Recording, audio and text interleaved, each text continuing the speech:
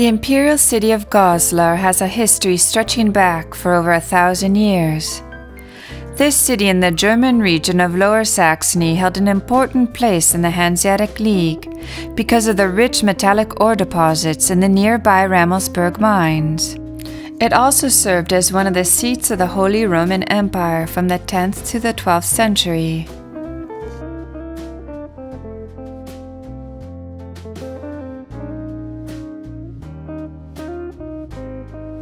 Its well-preserved medieval historic center has some 1,500 half-timbered houses, dating from the 15th to the 19th centuries. A stroll through the streets of Goslar offers an encounter with history that is lived in the everyday life of the town's residents, who always keep one eye on the future. The regular structure and the woodwork of the half-timbered houses makes it difficult for the average person to distinguish their age, though buildings dating back to the Middle Ages are usually easily identified by the protruding upper stories that overhang the street. Ornaments such as suns, palmettos, or other symbols frequently adorn the earliest houses, though by about 1600, metal ornamentation began to be used. In later periods of construction, patterns of floral design were favored. With the arrival of the Baroque, the highly ornamental design gave way to rather simple profiling. Of Goslar's 4 major gates, only the east one, the Breite Tor, or Wide Gate, has survived. Statues of the Holy Roman Emperors greeted visitors to the city at every gate, underscoring the city's close relationship to the empire.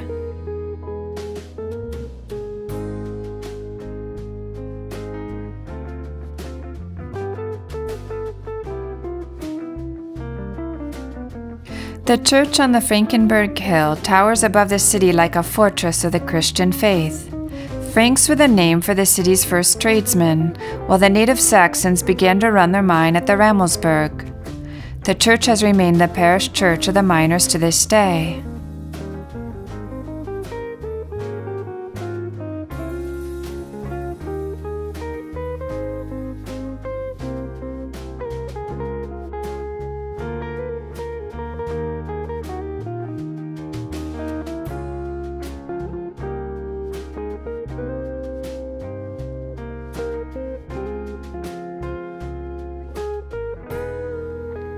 Beyond the market square, site of the town hall, the 2 different spires of the market church soar skywards.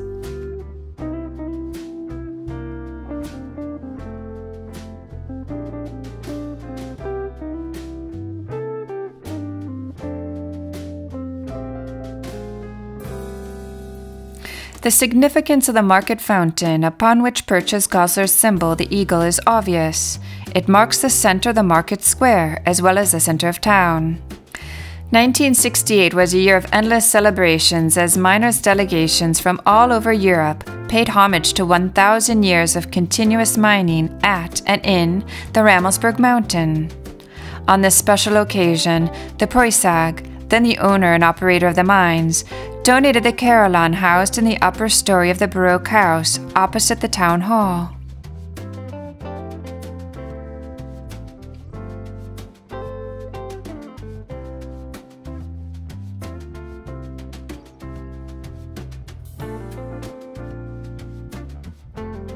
Located on the south side of the marketplace, the Worth, the guild hall of the import-export merchants, was built in 1494. The liberties and custom privileges granted by the emperors prompted the guild to put up these Baroque statues of emperors in their Gothic decorated niches. Here, a deftly humorous symbol of justice.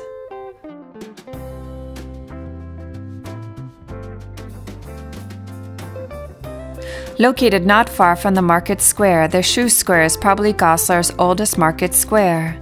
It is framed by majestic half-timbered houses and the arcades of the Shoemakers Guild Hall.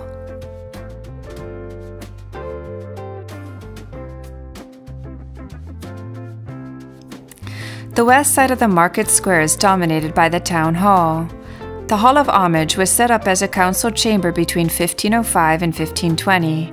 It is a unique jewel of late Gothic interior decoration. Its walls, ceiling, and even the window alcoves are completely covered with wood panel paintings.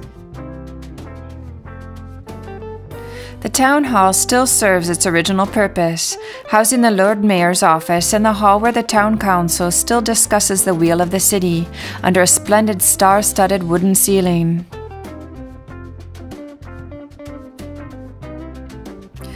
Around the year 1500, 47 churches, abbeys, and chapels graced Goslar's streets and squares. Many of them unfortunately succumbed to a similar fate. They were built in the Romanesque style of the Middle Ages, enlarged during the Gothic period, and fell into disuse after the Reformation. As an independent imperial convent, Goslar's cathedral was part of the palace complex. Demolished in 1819, only the porch survived.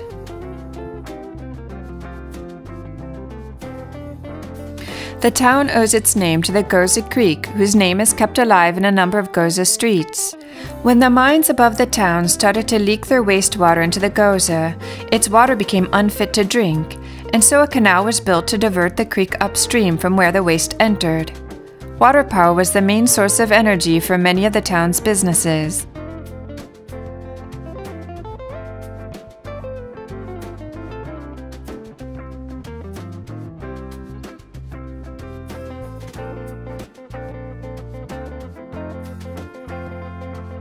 The Imperial Palace, built between 1040 and 1050 during the reign of Henry III, served as a summer residence for the emperors. For over 200 years, German and European history was made at this unique secular architectural monument. The Imperial Palace at Goslar extends over an area of approximately 340 by 180 meters at the foot of the Rammelsberg, just to the south of the city of Goslar. The equestrian statues in front of the palace date from around 1900. Frederick Barbarossa, who resided in the palace in the 12th century, was one of the most powerful emperors.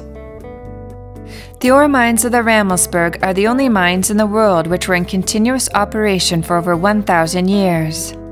The mines, together with the medieval Old Town of Goslar and the Imperial Palace, were placed on the UNESCO World Heritage List in 1992. The core of the above-ground plant of the Rammelsberg is the ore dressing plant, which moves in 7 stories up the slope of the mountain. It was designed in the mid-1930s by the architects Fritz Schupp and Martin Kremer, from whose drawing boards other important industrial plants arose, including the Zecke Zollverein plant in Essen, also a World Cultural Heritage Site. The ore dressing plant made it possible to produce concentrates out of the finely intergrown Rammelsberg ore. Beginning in the period 1936 through 1942, the concentrates could be smelted in the smelting works in the Goslar district of Oker.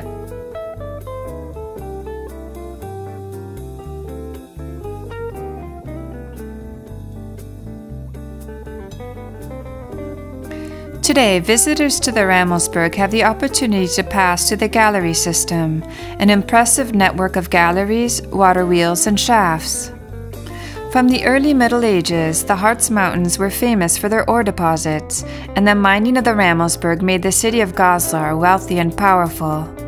The mined ores were sulfidic lead and zinc ores, which contained many other metals in low percentage.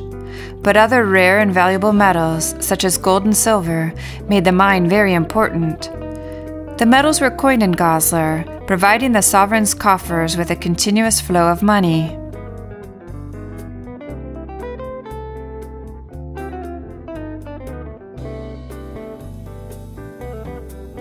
The Richtschäft was the first pit in the Rammelsberg into which ore was transported by electric power.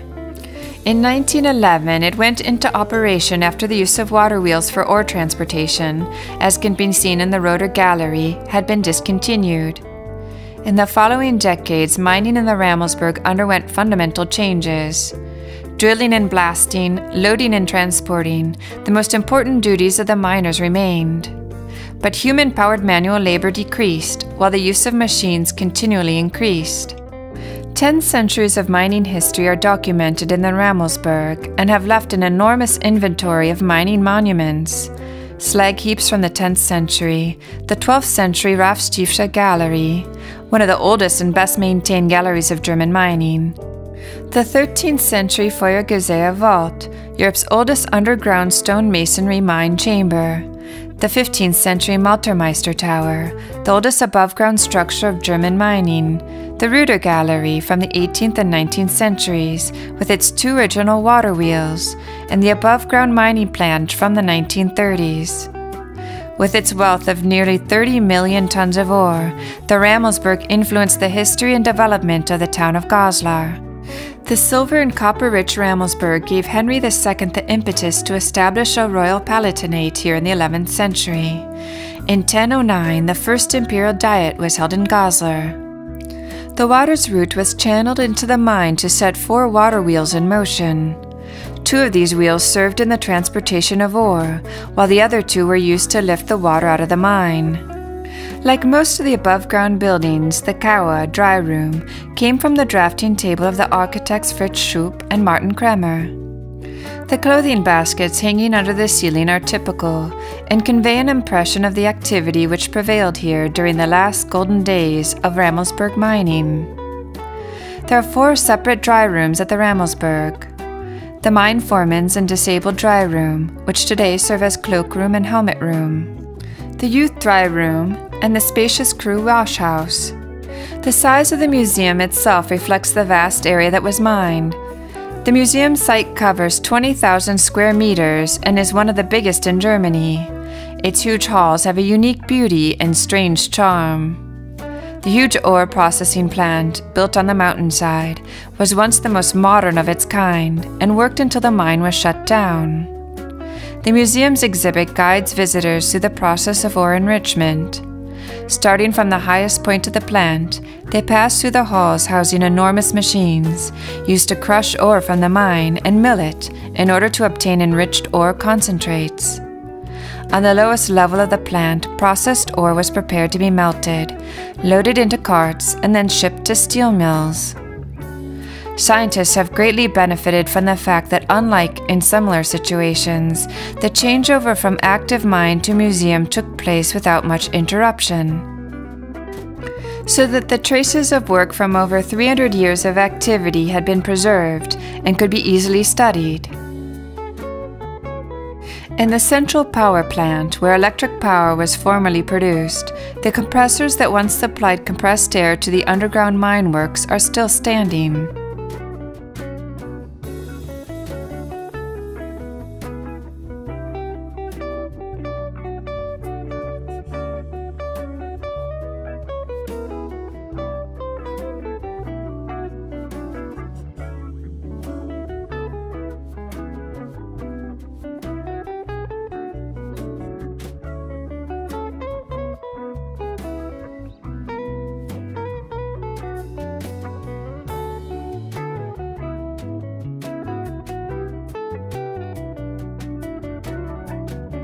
The wrapped-up ore transport cart, the last to leave the mines, stands in the midst of all the machinery. Package on a Hunt is one of the very few permanently wrapped works by Christo and Jean-Claude.